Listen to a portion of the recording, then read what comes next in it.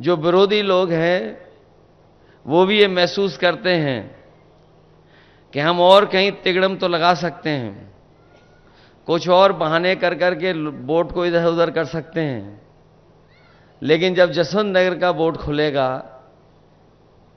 तो वो रिकॉर्ड न केवल अपना रिकॉर्ड बनाता है बल्कि जसवंत नगर अपना रिकॉर्ड भी तोड़ देता है, लाखों वोट से हमेशा जिताता है। मैं जब पिछली बार आपके सड़क के किनारे कार्यक्रम हुआ था, उस समय भी यही बात मैंने रखी तो कही थी, और आज भी मैं महसूस वही बात करता हूं कि यहां की जनता ने मन बना लिया है कि एक एक वोट समाजवादी पार्टी के पक्ष में पड़ने जा रहा है। और ये जिम्मेदारी अब आपकी और बढ़ जाती है, क्योंकि पिछली बार तो चाचा यहां थे, लगातार संपर्क कर रहे थे। अभी आपने मुख्यमंत्री जी का तो सुन ही लिया आपने। जो मुख्यमंत्री जी हैं उनके बारे में क्या कहना।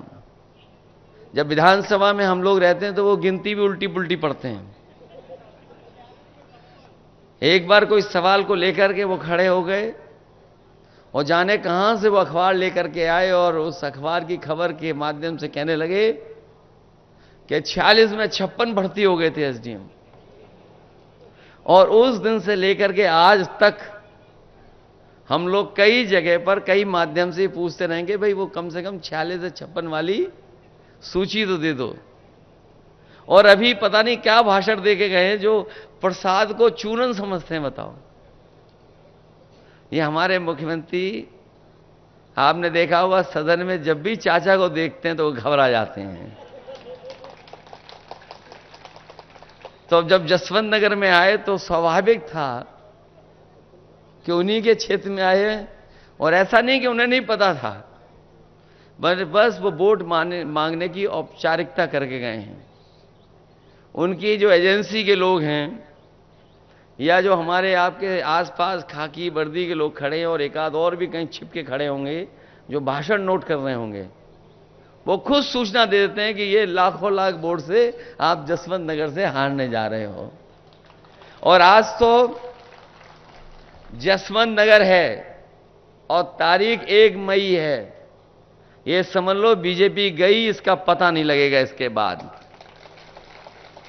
और फिर जब चाचा ने इलाज करने की ठानी लिया है तो सोचो वोटों से कैसा इलाज होगा इनको। ये जनता तैयार है। हमारे गुजरात के क्षत्रिय भाई लोग तो तलवार से नहीं, इस बार मतदान से मतवार कर रहे हैं, उससे इलाज कर रहे हैं। और जसवंत नगर वाले भी इस बार अपना एक एक वोट डाल करके भारतीय जनता पार्टी के लोगों का इलाज करने के लिए तैयार हैं। ये वो लोग हैं जिन्होंने सब कुछ उल्टा पुल्टा कर दिया है और ऐसा उलझा दिया है देश को और तमाम चीजों को कि अगर ये नहीं हटेंगे तो हो सकता है ये संविधान को भी बदल दें। कई बार हम लोग इस बात को कहते हैं कि संविधान बदलेंगे, तो पत्रकार साथी और बीजेपी के लोग ये तर्क देते हैं कि संविधान कैसे बदल जाएगा। मैं उनसे जवाब में कहता हूं कि याद कीजिए कि भारतीय जनता पार्टी ने एक दिन फैसला ले लिया और फैसला लेकर के सब नोट बंद करा दिए। क्या किसी पत्रकार को पता था? क्या किसी जनता में किसी सदस्य को पता था? और इसी तरह अभी जो अग्निवीर व्यवस्था आई है, ये जो अग्निवीर व्यवस्था जो पक्की नौकरी होती थी, ये जो 4 साल की नौकरी कर दी है।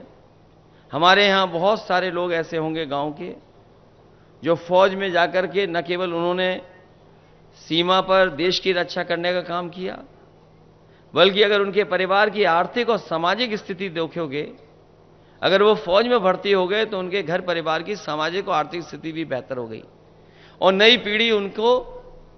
पीढ़ी को अच्छा पढ़ने का भी मौका मिल गया।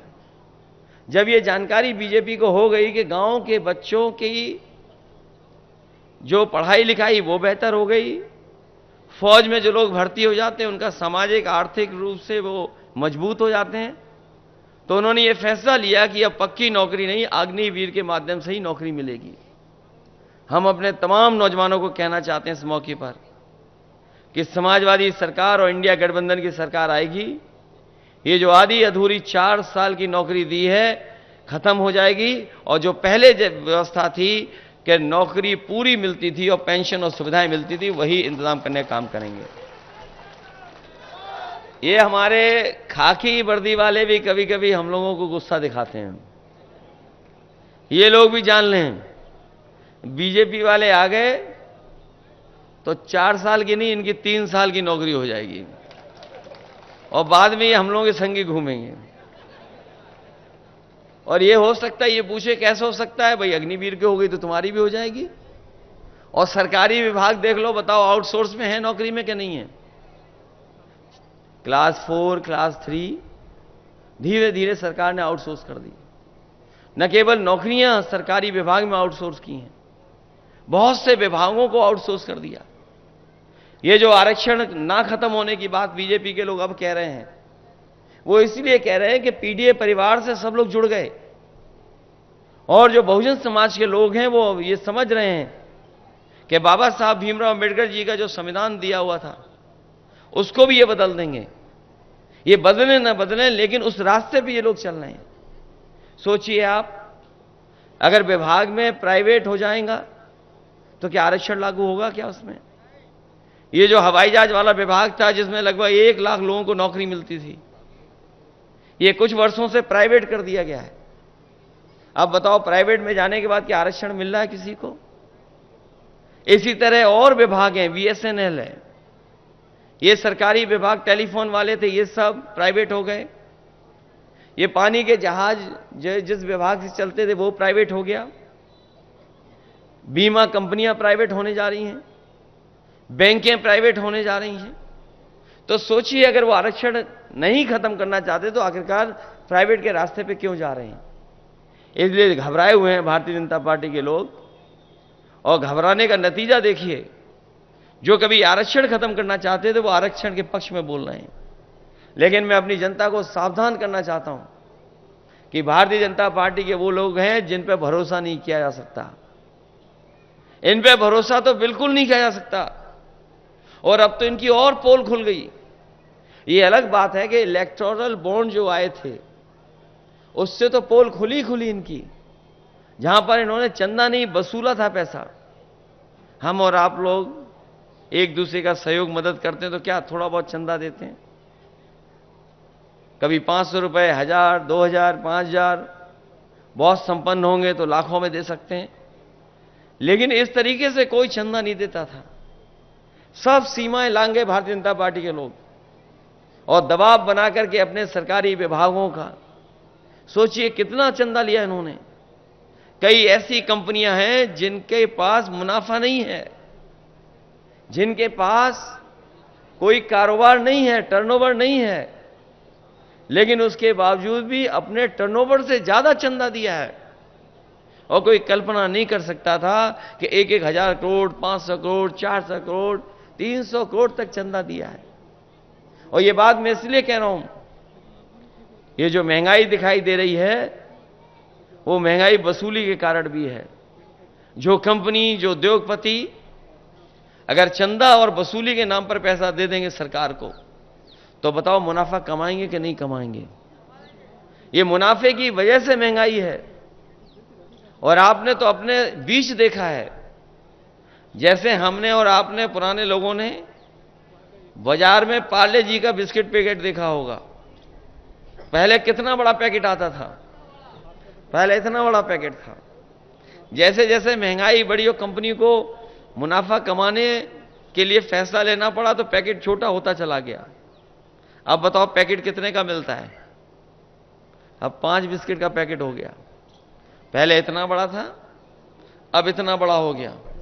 और ये सरकार में आ गए तो हो सकता है 1 बिस्किट का ही पैकेट बना देंगे लोग। और आपने तो खुद देखा है, बताओ बोरी से कितनी खाद चोरी हो गई। पहले 5 किलो और फिर अब कितनी और चली गई? 5 किलो और चली गई। ये सरकार में आ गए तो और 5 किलो चली जाएगी। बाद में आपको हो सकता है खाद पाउच में लानी पड़े। ये स्थिति पैदा कर दी इन्होंने। और जिसको लेकर के ये बहुत प्रचार करते थे, अब वो बात खुल गई। फिर ये लोग हमें और आपको सबको वैक्सीन लगवा रहे थे और जबरदस्ती वैक्सीन लगवा रहे थे। हमें लगता बहुत कम लोग होंगे जो हमारे जैसा फैसला लिए होंगे कि वैक्सीन नहीं लगवाएंगे। हमारे जैसे कम ही बचे होंगे। तुम्हें तो डॉक्टर ने मना की होगी। तो एक तो हमने नहीं लगवाई। अब तो बात खुल गई ना। और सोचिए कंपनी को क्या कहना पड़ गया। कंपनी ने खुद हाई कोर्ट में कहा कि हां, इस वैक्सीन के बाद लोगों का हार्ट अटैक या हार्ट संबंधी बीमारियां बढ़ी हैं। अब सोचिए जिनके घर में सर्टिफिकेट होंगे, जो वैक्सीन के सर्टिफिकेट आप लोगों ने रखे हुए हैं, उसको देख करके आप वोट किसको डालोगे? आप बताओ। जब सर्टिफिकेट दिखाई देगा तो कोई भी भारतीय जनता पार्टी को वोट नहीं दे सकता। अलग तरह की चिंता डाल दी मन में कि पता नहीं कल क्या हो जाएगा। तभी तो क्या कहते थे कि अफसर ढूंढना चाहिए, कोई नारा दिया था उस समय उन्होंने। तो सोचिए क्या अफसर ढूंढा उन्होंने कि वैक्सीन वालों से भी इन्होंने चंदा वसूल लिया। इसलिए बहुत से ऐसे सवाल हैं जिसका जवाब भारतीय जनता पार्टी के पास नहीं है। लेकिन सबसे बड़ा सवाल जनता के बीच में यही है कि ये संविधान बदल देंगे और संविधान बदलने के बाद हमारे अब के अधिकार छिन जाएंगे। हमें आपको जो सम्मान मिलता है वो भी ये छीनना चाहते हैं। और सच्चाई तो ये है कि बाबा साहब भीमराव अंबेडकर जी का दिया और संविधान ही हमारी संजीवनी है, जो हमें आगे बढ़ने का मौका देता है। यही संविधान हमें अधिकार देता है एक वोट का। और ये अगर संविधान बदल दिया तो हो सकता है भारतीय जनता पार्टी के लोग हमें और आपको जो वोट देने का अधिकार है वो भी छीन लें। इसलिए जहां मतदान के लिए आप जाएंगे वहीं सावधान रहेंगे और सावधान रह करके अपने बूथ की रक्षा करने का काम करना। क्योंकि इस समय चाचा यहां ज्यादा समय नहीं दे पा रहे हैं। उन्हें भी चुनाव लड़ना पड़ रहा है और लड़ाना पड़ रहा है। तो उनकी भी इच्छा हम लोगों ने पूरी की है। तो कम से कम 1 लाख से ज्यादा का जिताने का काम करना, क्योंकि यहां की विधानसभा जिता सकती है। और कोई वर्ग ऐसा नहीं है जो वोट ना देना चाहता हो आपको और हमको। अगर थोड़ा बहुत हम लोग उनसे बातचीत कर लें, बैठ जाएं और उनको समझा ले जाएं, तो मैं समझता हूं हर वर्ग के लोग आपके साथ इस बार मतदान देने के लिए तैयार हैं। वो खुद महसूस कर रहे हैं महंगाई, बेरोजगारी और तमाम चीजें, क्योंकि इतनी महंगाई कभी नहीं हुई जितनी इस सरकार में हो गई। जब आज हम और आप लोग 1 मई को है, ये हमारे मजदूर भाई जानते होंगे, आज का दिन पूरी दुनिया में याद करता है मजदूरों को, तमाम उन लोगों को याद करता है जिनका योगदान है काम कर करके समाज और देश को आगे बढ़ाने के लिए। ये जो लेबर डे है, आज की तारीख के दिन योगदान, संघर्ष और उनके किए हुए कामों से जो तरक्की हो रही है उसको सब याद करते हैं। जो साथी कानून को समझते होंगे, इन्होंने कोरोना की आड़ में लेबर लॉ, जिसके लिए मजदूरों को अधिकारों को पाने के लिए मजदूरों को न जाने कितना संघर्ष करना पड़ा था। दुनिया में जहां जहां मजदूर संगठन थे, उन्होंने कई मौकों पर संघर्ष किया। न जाने कितनी बार उन्हें पुलिस से या पुलिस से झगड़ा होने की वजह से जाने गई, जाने खोई। न जाने कितने पुलिस के लोग इस आंदोलन में शहीद हुए। उसके बाद जो लेबरों को अधिकार मिले थे, मजदूरों को अधिकार, इन भारतीय जनता पार्टी के लोगों ने कोरोना की आड़ में उन कानूनों को भी ऐसा कर दिया है कि अब लेबर के पक्ष में वो कानून नहीं है। तो सोचिए आड़ में क्या नहीं कर सकते ये लोग। इन्होंने छिप करके हमारे तमाम मजदूरों को जो कई 100 वर्षों के संघर्ष के बाद जो अधिकार मिले थे, जो उन अधिकारों को छीनने भी काम किया है। इसलिए इनसे सावधान रह करके इन भारतीय जनता पार्टी को हटाने का काम करना। जो पहले और दूसरे चरण के वोट पड़े हैं, उस चरणों में भारतीय जनता पार्टी और उनके सहयोगी लोग बहुत पीछे छूट गए हैं। पीछे छूट गए। इसीलिए उन्होंने अपना 400 पार का नारा बदल दिया। न केवल नारा बदला है, बल्कि उनके भाषणों में आप देखो क्या भाषा का इस्तेमाल हो रहा है। जो भाषा बोली जा रही है वो लोकतंत्र में कोई स्वीकार नहीं कर सकता। और जिस तरह के शब्दों का इस्तेमाल किया जा रहा है, अगर उन्हीं शब्दों को और उन चीजों का अगर हम आकलन निकालें और बैंकों से अगर आंकड़े निकालें, तो शायद भारत में सबसे ज्यादा गरीबों ने सोना रख करके कर्ज लिया होगा। सबसे ज्यादा बैंकों से लोगों ने, गरीबों ने कर्ज अगर लिया है तो सोना रख करके कर्ज लिया है। और यही बीजेपी के लोग जो बड़े बड़े लोगों का कर्ज माफ कर चुके हैं, और इतना नहीं, छोटा मोटा कर्ज नहीं माफ किया है, लगभग 16 लाख करोड़ कर्ज माफ कर चुके हैं उद्योगपतियों का। इसलिए गठबंधन ने और इंडिया गठबंधन ने तय किया है, समाजवादी पार्टी ने फैसला लिया है कि इस बार दिल्ली की सरकार बनेगी तो अपने किसानों का पूरा कर्जा माफ होगा। जिस तरीके से उद्योगपतियों का कर्जा माफ हुआ है, उनका करोड़ों का कर्जा माफ हुआ है, हमारे किसानों का तो लाखों का है, करोड़ों का किसी का नहीं है। जब बीजेपी ने कर्ज माफ करने का फैसला लिया तो इन्होंने जो मानक तैयार किए वो ये कहा कि 5 करोड़ से ऊपर जिन्होंने कर्ज लिया उनका कर्ज माफ होगा। यहां जितने लोग बैठे हैं, आसपास जितने लोग होंगे, किसी का भी करोड़ों में कर्ज नहीं होगा, लाखों में कर्ज होगा। कि हमारे गरीब छूट जाएं, किसान छूट जाएं, गांवों में रहने वाले छूट जाएं, उनका कर्ज ना माफ करना पड़े। इसलिए बीजेपी ने जब कर्ज माफ किया तो यह फैसला लिया कि 5 करोड़ से ऊपर जिन लोगों का कर्ज है वो कर्ज माफ होगा। हम समाजवादी और इंडिया गठबंधन के लोग कहते हैं जो किसानों का लाखों लाख कर्ज है वो पूरा माफ करने का काम करेंगे। अगर उद्योगपतियों का माफ हो सकता है तो किसानों का भी हमारा माफ होगा। इसी तरह राशन को लेकर के इन्होंने गरीबों से वोट ले लिया। पिछला चुनाव था तो राशन में न जाने क्या क्या दे रहे थे, और अब जो राशन आ रहा है उसमें बताओ क्या आ रहा है। ये आपका स्वास्थ्य बेहतर करने के लिए दे रहे हैं। सोचो, पहले दे रहे थे रिफाइंड तेल, नमक और न जाने क्या क्या देना चाहते थे, और वोट ले लिया, सरकार बन गई। अब बताओ राशन में क्या दे रहे हैं। वो इसलिए बाजरा दे रहे हैं कि आपका स्वास्थ्य बेहतर हो।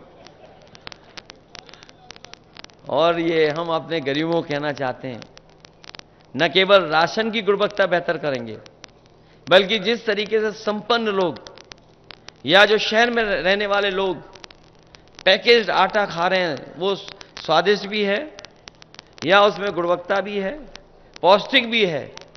समाजवादी सरकार और समाजवादी लोगों ने तय किया है कि अपने गरीबों को भी पौष्टिक आटा के साथ साथ डाटा फ्री दिलाने का काम करेंगे।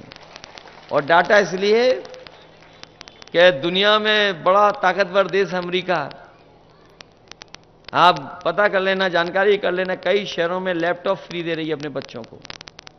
वो इसीलिए दे रही है लैपटॉप क्योंकि वो समझ रहे हैं कि जिस समय कोरोना आया था, संपन्न परिवार के लोगों ने, बच्चों ने तो पढ़ लिख लिया था, और जो गरीब परिवार के बच्चे थे, क्योंकि उनके पास कोई न इंतजाम था, ना कंप्यूटर था, ना लैपटॉप था, ना अच्छा मोबाइल था, वो पढ़ाई लिखाई भी नहीं कर पाए, उनके सालों साल चला गया।